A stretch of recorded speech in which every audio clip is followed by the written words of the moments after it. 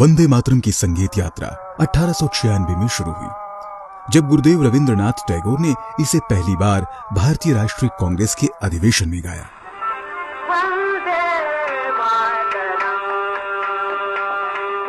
इसके बाद इस गीत को समय के साथ विभिन्न संगीत शैलियों में प्रस्तुत किया गया, जिसमें मल्हार, काफी, सारंग, दुर्गा, भैरवी और खमार जैसे रागों का इस्तेमाल हुआ।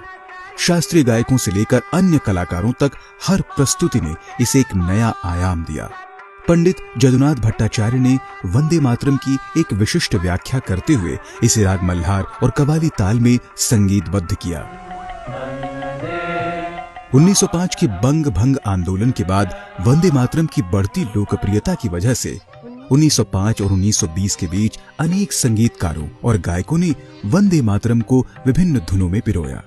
इनमें नारायण चंद्र मुखर्जी, बाबू सुरेंद्रनाथ बनर्जी, देशदास, सत्यभूषण गुप्ता, हेमचंद्र सेन, द्विजेंद्र लाल राय और हरेंद्रनाथ दत्त शामिल हैं, जिन्होंने अपने अपने तरीके से इसे संगीतबद्ध किया। महाराष्ट्र में भी कई गायकों ने इस गीत को अलग अलग धुनों में संगीतबद्ध कर इसकी लोकप्रियता बढ़ाई।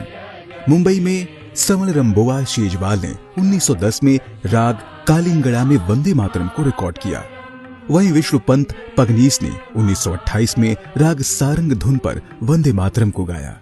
इसके अलावा 1935 में संगीत निर्देशक केशवराव भोले ने राग देशकर धुन पर वंदे मातरम को रिकॉर्ड किया। यही नहीं, भारत की स्वतंत्रता से पहले संगीतकार तिमिरबरन भट्टाचार्य ने सुभाष चंद्र बोस के अनुरोध पर वंदे मातरम को राग दुर्गा में एक मार्चिंग गीत की शैली में संगीतबद्ध किया था। और जब नेताजी ने आजाद हिंद फौज का गठन किया तो उन्होंने वंदे मातरम को सिंगापुर रेडियो पर बजवाया। इस तरह भारत का राष्ट्रगीत विदेशी धरती पर भी शान से गाया गया। वंदे मातरम को शास्त्रीय शैली में प्रस्तुत कर पंडित विष्णु दिगंबर पलुस्कर और पंडित ओंकारनाथ ठाकुर ने इसे एक अलग गरिमा प्रदान की। पंडित विष्णु दिगंबर पलुस्कर, जो कांग्रेस के वार्षिक अधिवेशन में वंदे मातरम गाया करते थे, उन्होंने राग काफी में इसे गाया। वहीं उनके शिष्य पंडित ओंकारनाथ ठाकुर ने इसे शास्त्रीय शैली में प्रस्तुत करते हुए सरदार पटेल के आग्रह पर 15 अगस्त 1947 को आकाशवाणी पर गाया। हीरा भाई बरोड़कर ने भी 15 अगस्त 1947 को आकाशवाणी पर राग तिलक कमोद में वंदे मातरम प्रस्तुत किया था। इसी तरह मोगूबाई कुर्दिकर ने राग खंबावती में वंदे मातरम गीत को गाया। स्वतंत्रता के बाद मराठी थिएटरों और फिल्मों से जुड़े मास्टर कृष्णा राव ने वंदे मातरम को अपनी धुन में गाया, जो राग बिलावल पर आधारित थी। मास्टर कृष्णा राव ने इसे राग काफी और राग झंझोटी में भी गाया। वहीं श्री अरविंदो ने वंदे मातरम को ऊर्जावान लय के साथ एक अर्ध सैन्य शैली की धुन प्रदान की। यह राष्ट्रगीत आज भी उसी धुन में श्री अरविंद आश्रम के विद्यार्थियों और निवासियों द्वारा गाया जाता है।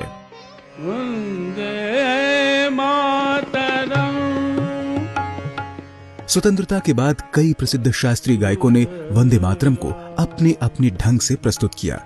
पंडित भीम सिंह जोशी और कुमार गंधर्व ने जहां इसे शुद्ध शास्त्रीय तरीके से प्रस्तुत कर एक अलग पहचान दी, वहीं लता मंगेशकर ने अपनी मधुर आवाज में इसे एक गरिमामय रूप प्रदान किया।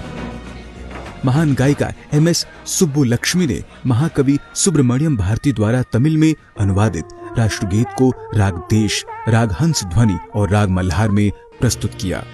रागदेश में प्रस्तुत किया गया संस्करण भारत में ही नहीं, विदेशों में भी अत्यंत लोकप्रिय हो गया।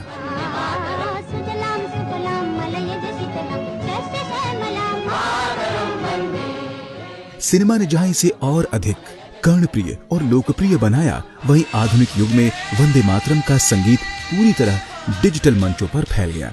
बड़े बड़े ऑर्केस्ट्रा, सिम्फनी स्टाइल अरेंजमेंट और बहुभाषी कोरस मंद्र वंदे मातरम का गायन लोकप्रियता की हर सीमा को लांघ गया। आज वंदे मातरम के गायन में भारतीय और पाश्चात्य वाद्य यंत्रों का व्यापक संगम दिखता है, जो इसकी लोकप्रियता की कहानी खुद कहता है।